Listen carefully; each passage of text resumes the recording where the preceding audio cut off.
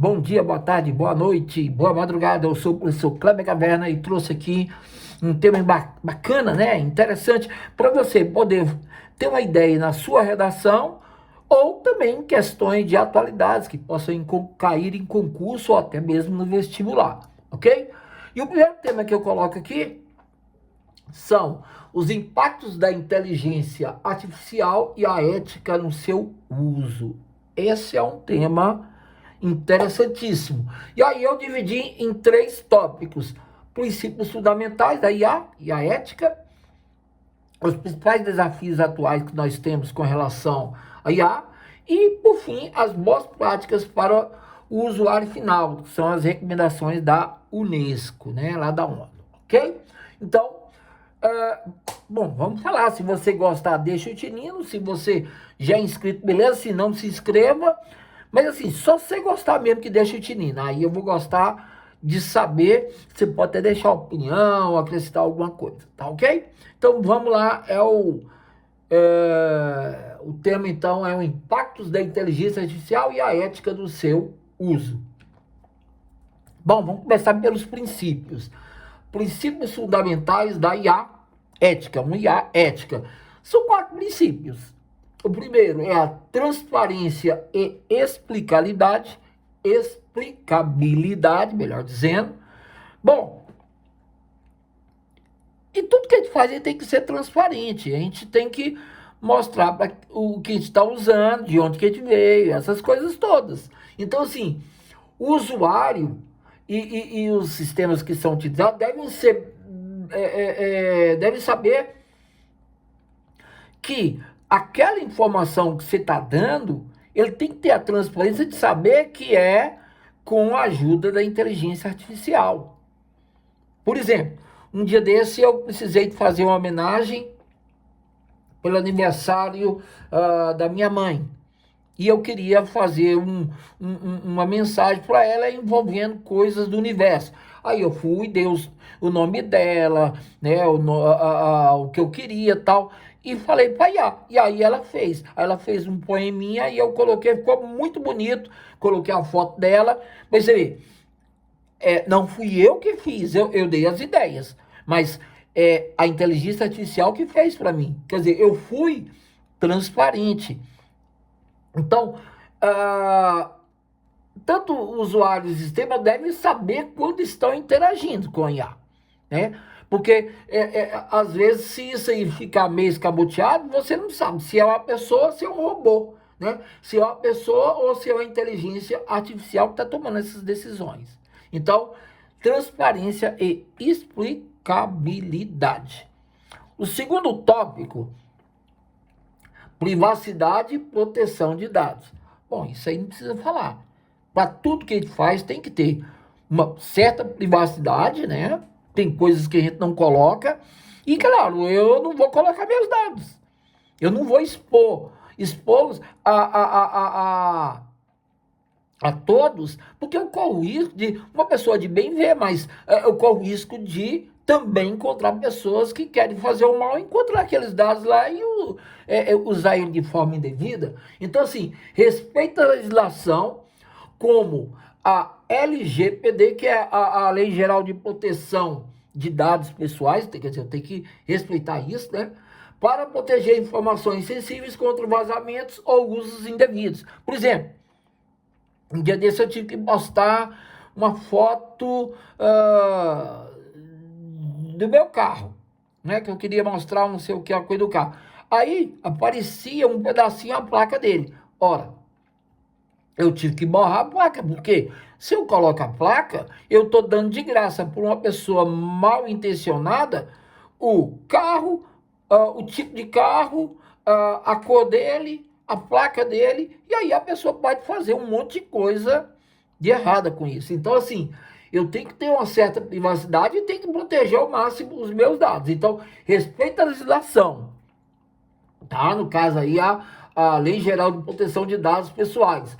E no caso, para poder o quê? Proteger as informações que são sensíveis, tá? Para que não ocorra nenhum tipo de falha ou vazamento. E muito menos uso errado, indevido, malicioso. Bom, a terceira dica: tá?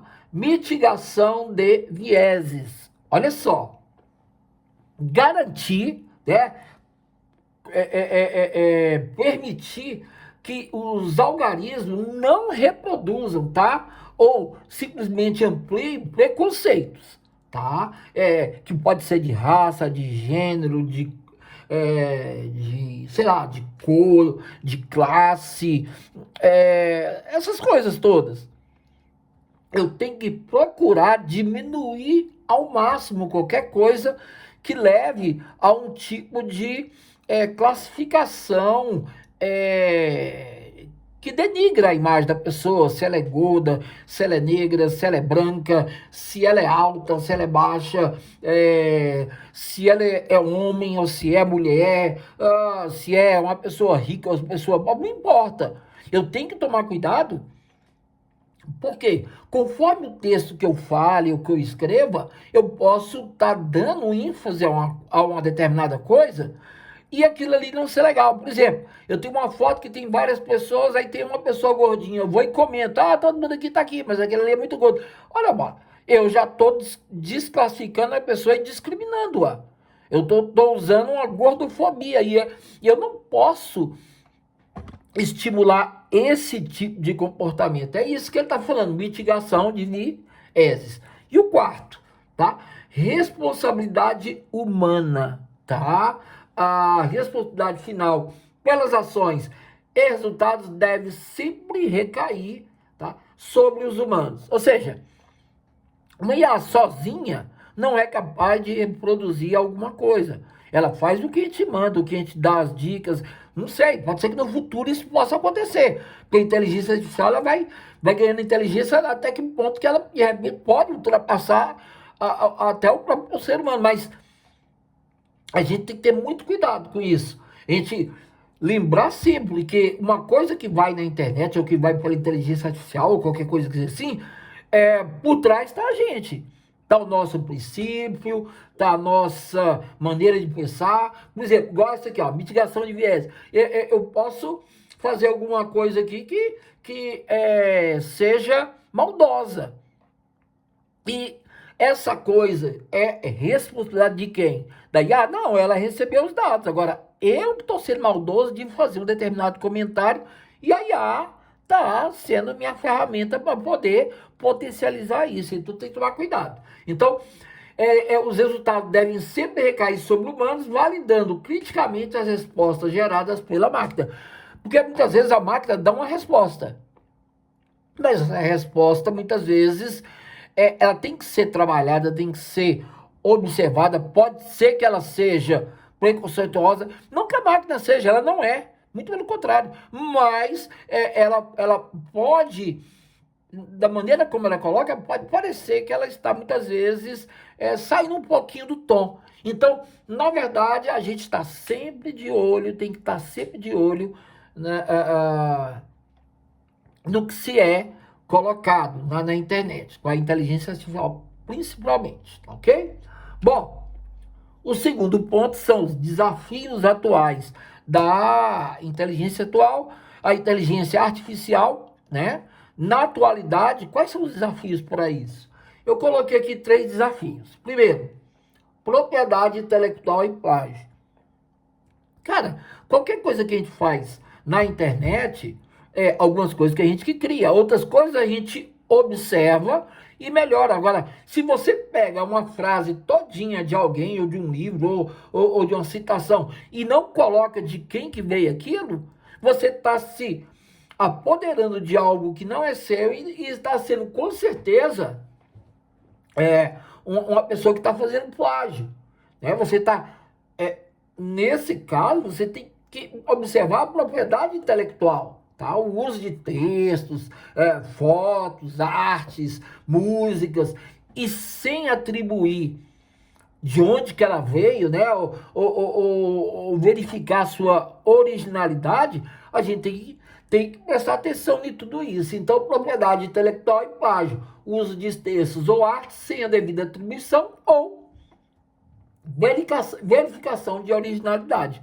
É porque assim, a gente tem que procurar mostrar, ó, esse pensamento é meu, ou ele não é meu, ou esse aqui é um pensamento que eu tirei desse daqui e coloquei minha maneira de pensar, é mais ou menos isso. O outro ponto é esse aqui, o uso de dados confidenciais. Inserir dados sigilosos, pessoais ou de empresas em plataforma pública sem consentimento. Então, ó, música, foto, texto ou imagem das pessoas mesmo, a imagem da pessoa, se ela não consentir e você fizer deliberadamente colocando aquela imagem, aquela foto, aquela música, qualquer coisa, você vai estar transgredindo, tá, a legislação. E automaticamente você pode cair nisso daqui, ó. Vamos voltar aqui, peraí. Aqui, ó, da LGPD, que é a Lei Geral de Proteção de Dados, ó, privacidade e proteção de dados, respeito à legislação. Então, por isso que a gente tem que estar muito atento à preservação dos dados das pessoas e verificar se elas podem ser mostradas, né? Você pode colocar uma música, você pode pôr uma foto. Às vezes, basta simplesmente você colocar a foto e a origem daquela foto, quem é que fez, né? A música pode ser assim. Aí, muitas vezes, não tem jeito, você tem que pagar um direito autoral por aquilo, tá? Então, isso é muito importante. Dependência excessiva. Bom, o risco de aceitar respostas geradas pelo IA cegamente. Esse é o grande problema da internet. A gente observa uma figura e aquela figura ou aquele texto se torna o quê? Realidade. Ele se torna verdade.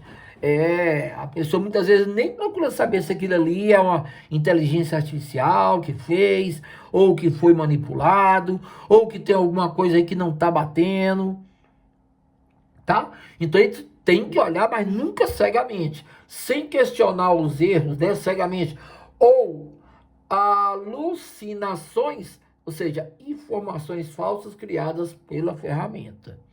Ou seja, essa alucinação aí, você tem a impressão que você está vendo que aquilo ali é verdade, mas não necessariamente. É mais ou menos assim.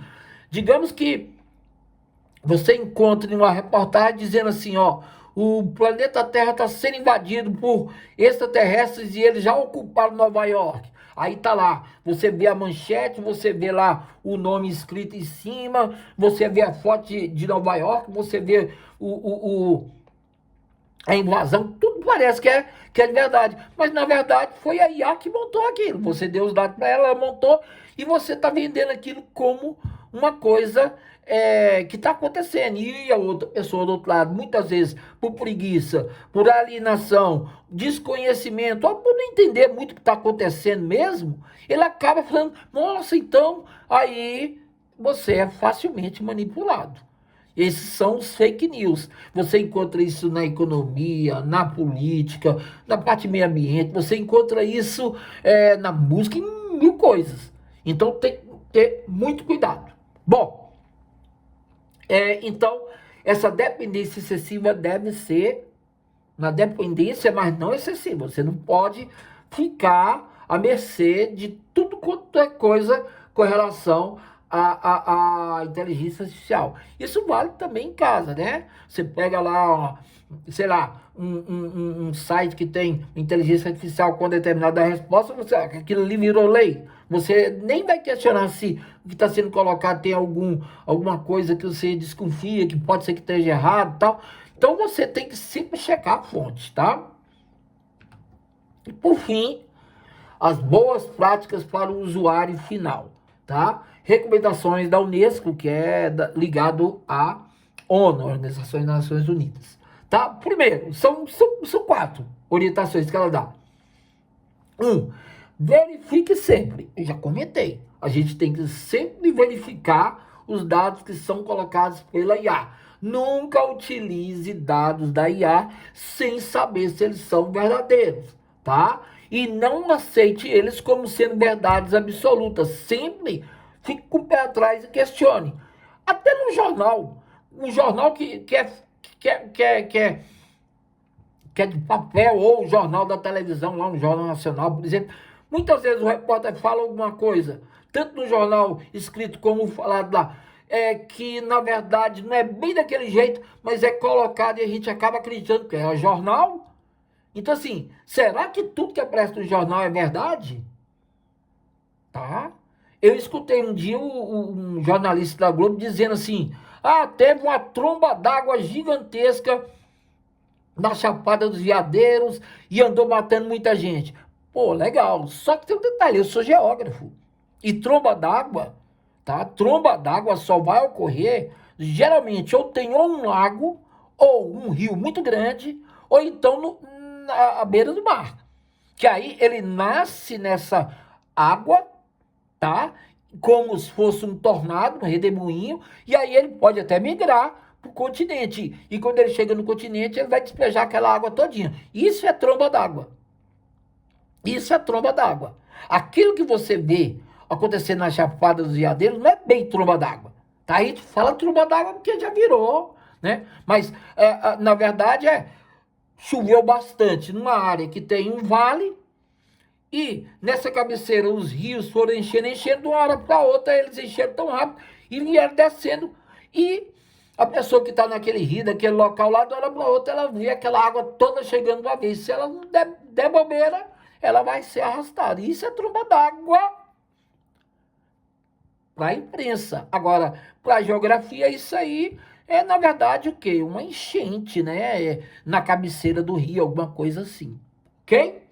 Bom, declare o uso. Seja transparente se utilizou a IA para usar na criação de um trabalho ou artigo. Cara, se você está escrevendo um livro, um artigo, fazendo uma foto, editando uma foto, sei lá, qualquer coisa que usa a inteligência artificial, coloque. Não queira receber os louros como se aquilo ali fosse verdadeiro, que não é. Você pode ter dado as ideias, tal, mas você não criou. Quem criou foi o IA. E outra coisa, hoje existem muitas ferramentas que desmentem quando uma foto é falsa, quando a música é falsa, quando um artigo é falso, quando uma letra é falsa, né? Então, assim, tem que tomar muito cuidado, porque maneiras de você ser colocado a exposição, ser exposto porque está fazendo uma coisa errada é muito grande. Então, assim, se você fizer alguma coisa com inteligência artificial, não custa nada você dizer, olha, esse texto aqui tem uma ajuda, uma parte dele, com a tirada da inteligência artificial, tal. Isso não é vergonha?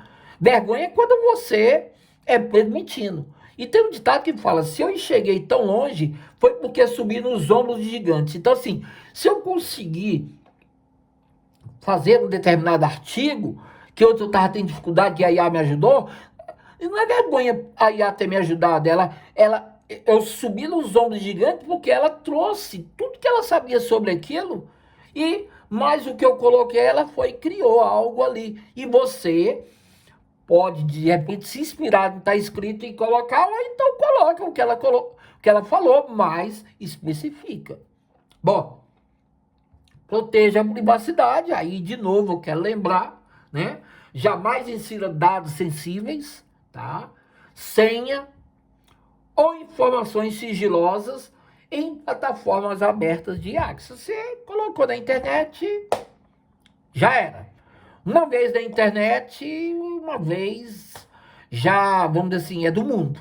Tá? Qualquer pessoa tem condição de acertar, de pegar. Mesmo que depois eu tirar, alguém vai conseguir aquela informação de uma forma maliciosa, muitas vezes na Deep Web, né? Na Deep Web, né? Ou então, sei lá, tem mil maneiras de se conseguir aí. Esses hackers conseguem tudo.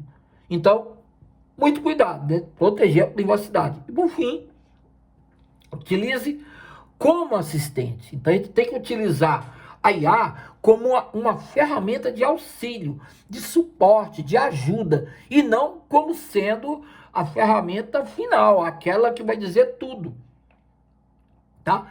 Eu sou professor de geografia, a gente passa trabalho para os meninos e o assunto é a seca na Amazônia. O aluno não quer escrever nada, ele fala, ó, eu quero um texto que fale sobre a seca na Amazônia. Ele fala isso para IA, tá? Eu quero que você faça um texto que fale sobre a seca da Amazônia, com características, os tipos de seca. Eu quero que você coloque as consequências, as causas e, por fim, como a gente pode solucionar esse problema. Tum! Aí deu a ordem para ela. Aí ela... Daqui a pouquinho ela vai dar um texto lá, que às vezes tem 1, 2, 3 páginas. Aí você pega aquilo, copia e entrega pro professor falando, eu que fiz. Você muitas vezes nem leu o que está escrito lá. Não é feio você perguntar para IA tudo que eu falei aqui. Desde que depois você, com esse material, você faça o seu. Ou então que você faça, mas que mostre, olha, aqui tem algumas ideias minhas, outras não, alguma coisa assim. Então, esse é o 3. 4. Aliás, o 4. Você deve utilizar, então, a IA como uma ferramenta, não como a coisa que vai fazer tudo para você. Então, ela vai ajudar a agilizar o raciocínio e a criatividade, porque muitas vezes você está um pouquinho assim, sem criatividade, então ela vai te ajudar. E não como um substituto para o pensamento crítico humano. Porque se você deixa tudo na mão da IA, aí você para de fazer crítica, né? Porque ela que faz. Ela vai fazer conforme ela já viu na internet. E ela tem na internet pessoas que pensam de um jeito, pessoas que pensam de outro. Tem pessoas, por exemplo, aquecimento global. Tem textos da internet que são contra o aquecimento global. Tem textos da internet que são a favor. E aí, se você pede para fazer um texto, você dá azar de pegar um texto que fala que ela não existe? Tem muita gente que escreve, não tem aquecimento global, não. Então, assim, ela vai fazer um texto maravilhoso, dizendo que realmente não existe, e você vai acreditar e falar, ó, legal. E sabemos nós que as mudanças climáticas estão acontecendo. Tanto de forma natural como de forma antrópica. Então é isso aí. Espero que você tenha gostado. Esse é o primeiro ponto da nossa conversa. Fui!